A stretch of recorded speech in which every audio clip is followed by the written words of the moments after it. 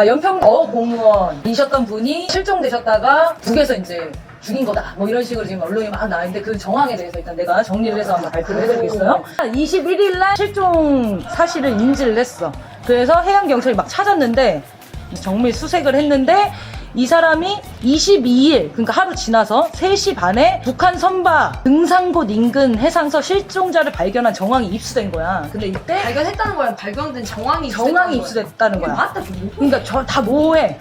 그래서 이 사람이 구명조끼를 착용하고 있고 부유물, 이렇게 뭐 떠다니는 것들 있잖아? 이런 거에 이제 몸을 맡겨가지고 떠다니다가 이게 발견이 됐는데 4시 40분에 북한 선박에서 실종자의 표류 경위를 확인하면서 월북 진술을 들었다는 거야. 국방부 발표예요. 그리고 갑자기 9시에 북한이 총격을 했대.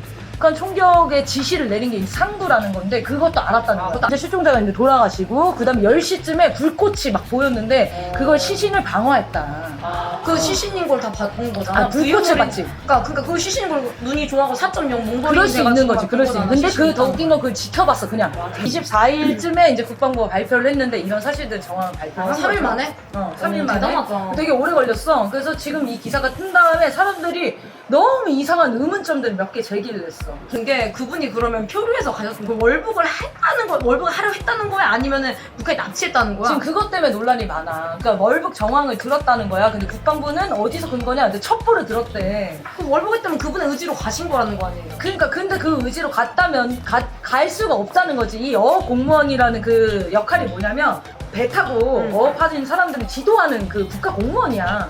근데 월북 북한 경계선에서 해야 되니까 엄청 국가 간 테스트를 많이 한다는 거야. 뚜렷한 사람. 안 그러면 진짜 월북할 수 있잖아. 그런 사람이어서 그 가족들이 계속 반발을 하고 있어. 어떻게 월북할 수가 있냐. 이 사람 그런 얘기를 한 적도 없고 그런 낌새도 없었다. 이게 지금 가족들의 주장이거든. 어제 김정은 국무위원장이랑 통일전선부가 어쨌든 북에서 공식 입장을 냈어. 사과문을 냈어. 그 사과문 내용은 그 사람이 이제 북쪽 그 섬에 온 건 맞고 자꾸 행동을 이상한 수상한 걸 해서 공포탄을 몇 번 쏘고 움직이지 말라고 했는데 이 사람이 계속 수상한 짓을 하니까 총격을 가한 거지. 근데 그게 이제 가까이서 한 게 아니고 멀리서 했다는 거야. 멀리서 했는데 그 다음에 총격을 다 10발인가 쏘고 나서 가보니까 시신은 없고 혈흔만 있고 그 타고 온 부유물만 남아서 그 부유물을 태웠다는 거지. 방역 조치 차원에서.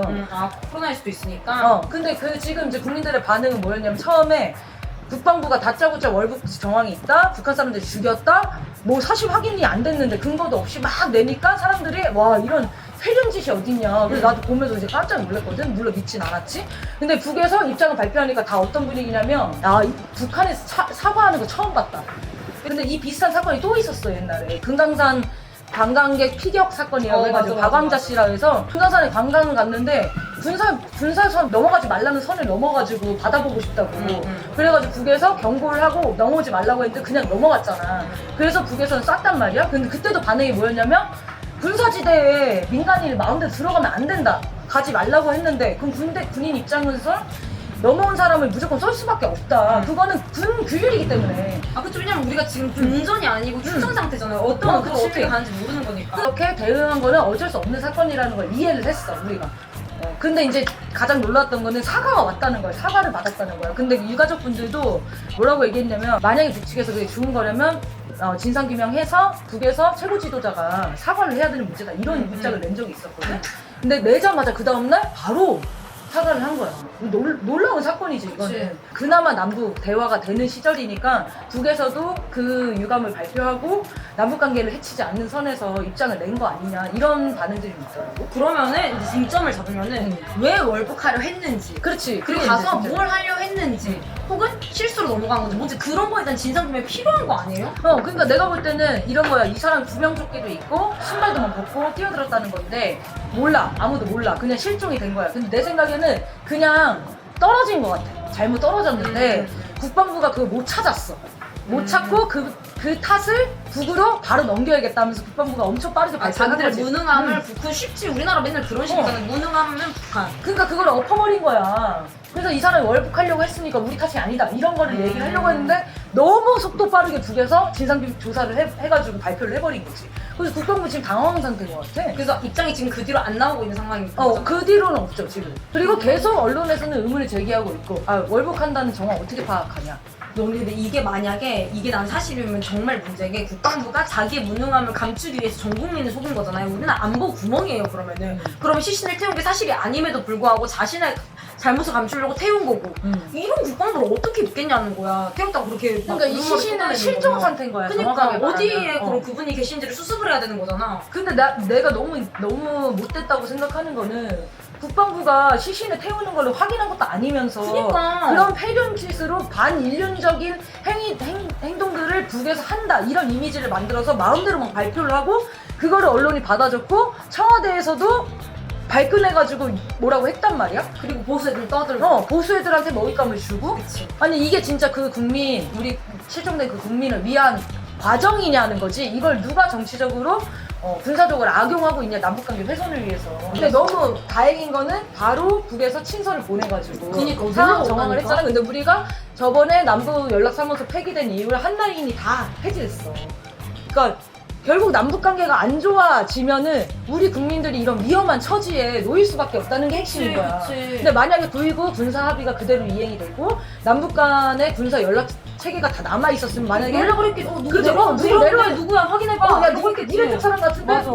해야 되는데 이게 없잖아. 이 선이 없으니까 여기서도 우왕좌왕하다가 일이 쳐버린 거야. 근데 이제 정상적인 사과를 했고 그리고 우리도 진상규명 해야 될 게 남아있지 월북이냐 아니냐에 대해서. 근데 제일 중요한 거는 결국 남북 간의 평화가 안정적으로 그러니까 통일된 상태로 정착되지 않으면 언제 어떻게 맞아. 이런 사건이 터질지 맞아. 모른다는 거야. 맞아. 나는 정말 다행이라고 생각해. 북에서 바로 입장을 내면서 김정은 국무위원장이 남측 동포들이 코로나 시국 때문에 잘 힘들어하는데 좀 마음 아픈 소식을 이렇게 우려를 드려서 미안하다 이런 사과를 했단 말이야. 그래서 이렇게 대화로 풀어나가는 과정이 만약에 없었다, 만약에 문재인이 아니었다, 지금 만약에 박근혜였다. 이명박이나 박근혜였다, 전쟁 나는 거야. 전쟁하겠다고 난리가 나는 나는 거야. 거예요.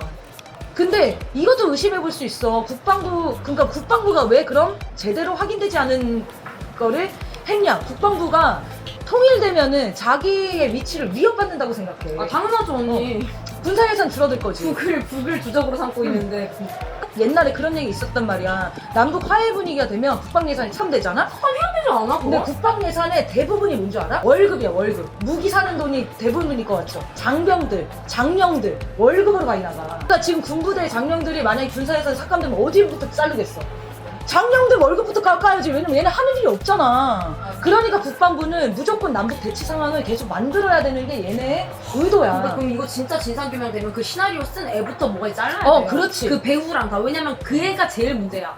너무 갖고 뭐하고 이건 그래 사고가 있을 수 있고 다 있을 수 있어. 근데 이 시나리오를 써가지고 국민들의 눈에 흐리고 남북관계 악화시킨 걔는 우리나라 안보를 위협하는 그 사람이 주적이에요. 전쟁 얘기를 국민의 공조시킨 주적. 사람이 국방부고 그리고 이 국방부를 조종하는 사람들도 있겠지. 그러니까 충분히 합리적으로 의심해 볼 수 있는 상황이고 그리고 지금 이 허위 사실 그러니까 확인되지 않았는데 추정해서 이거를 퍼뜨린 사람은 처벌을 받아야 되는 저 거고 진짜 처벌받고 군제판 해야 돼 군제판. 군인들이 지금 국민들 제일 빡치는 게 뭐냐면 그 우리 어공무원이 실종됐는데 30시간 동안 못 찾았다는 거야. 심각하다고. 30시간이면 그분은 돌아가실 시간이야. 맞아. 어. 그거 그래서 막 이런 거 있었죠. 30시간 동안 떠가지고 북으로 넘어가신 거잖아요. 그럼 뭐 이미 저체온증이고 의심되는 정황이 많았다고. 그쵸. 가족들은 그런 것도 제기해. 월북이 왜 아니냐면 이 사람이 어업공무원이면 해류를 다 잘 알 거 아니야. 그러니까 그날 당일의 해류가 강화도 그러니까 남쪽을 내려가는 해류였기 때문에 이 어업 지도원이 얼마나 그거를 다 잘 아는데 월북을 할 생각이 있었다면 진짜로 있었다면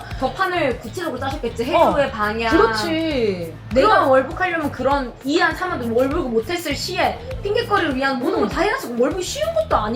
근데 다 밝혀진 나 하고 싶은 게 국가기관이 내가 전문가가 아닌 게 아니고 감추려고 하니까 말이 앞뒤가 안 맞는 거예요. 근데 국민들은 상식적으로 보니까 더 전문가가 되는 거야. 근데 이거 진짜 문제입니다. 이게 이제 진짜 언니가 말했듯이 남북이 평화 통일이 구축되지 않는다면 누군가는 계속 감추려고 할 거고 어떤 이제 분단 상태, 이런 정전 상태에서 어떤 상황이 어떤 위협적인 상황이 벌어질지 모르기 때문에 앞으로 남북 간에 합의했던 군사 합의서, 판문점 선언, 9.19 선언 이런 걸 다 지켜나가야 우리 생명권도 보장받고 안정적인 한반도 상황이 된다라고 생각합니다.